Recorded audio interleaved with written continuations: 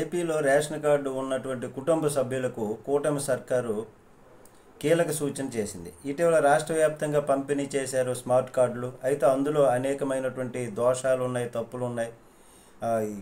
ఓ పాత కార్డుల స్థానంలో ఈ కొత్త స్మార్ట్ కార్డులు విధానం తీసుకొచ్చినటువంటి సంగతి తెలిసిందే. ఇందులో భాగంగానే రాష్ట్ర వ్యాప్తంగా రేషన్ కార్డులు లబ్ధిదారులందరికీ స్మార్ట్ కార్డులు అందజేశారు. అయితే ఇప్పటికే రాష్ట్రం మొత్తంలో 80% కుటుంబాలకు స్మార్ట్ కార్డులను ప్రభుత్వం అందజేసింది. అయితే ఈ స్మార్ట్ రేషన్ కార్డుల్లో తప్పులు రావడంతో ఏపీ ప్రభుత్వం అయితే ఒక నిర్ణయం తీసుకుంది.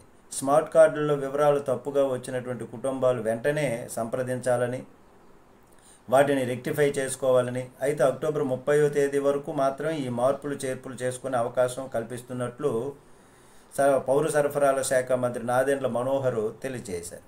అయితే ఇటీవల రాష్ట్రంలో చాలా ప్రాంతాల్లో ఎమ్మెల్యేలు, మంత్రులు, లబ్ధిదారులకు కొత్త స్మార్ట్ కార్డులు పంపిణీ చేసినటువంటి సంగతి తెలిసిందే. అయితే అందులో కొందరి పేర్లు, వివరాలు తప్పుగా వచ్చాయి. అక్షర దోషాలు, ఇతర తప్పులు రావడంతో రేషన్ కార్డుదారులు వాళ్ళందరిలో తీవ్రమైనటువంటి ఆందోళనకు గురయ్యారు. తమ పేర్లు, వయస్సు, ఇంటి నంబర్లు ఆ కార్డులో తప్పుగా రావడం, ముద్రించడం తీవ్ర ఆవేదనతో చెందారు. అయితే ఇక్కడ ఇలాంటి సంఘటనలు చంద్రబాబు నేతృత్వంలో టీడీపీ, జనసేన, బీజేపీ కూటమి ప్రభుత్వం అలర్ట్ అయ్యింది దీనిపైన.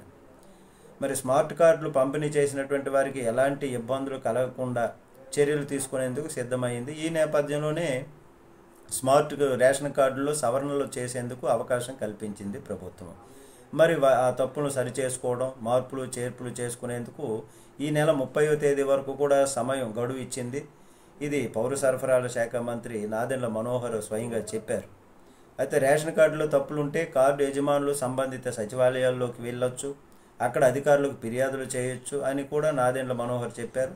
అక్టోబర్ 30వ తేదీ వరకు స్మార్ట్ కార్డుల్లో మార్పులు చేర్పులు చేసుకోవచ్చని, దీనిలో ఎవరు కూడా భయపడాల్సినటువంటి పని లేదని నాదెండ్ల మనోహర్ గారు చెప్పారు.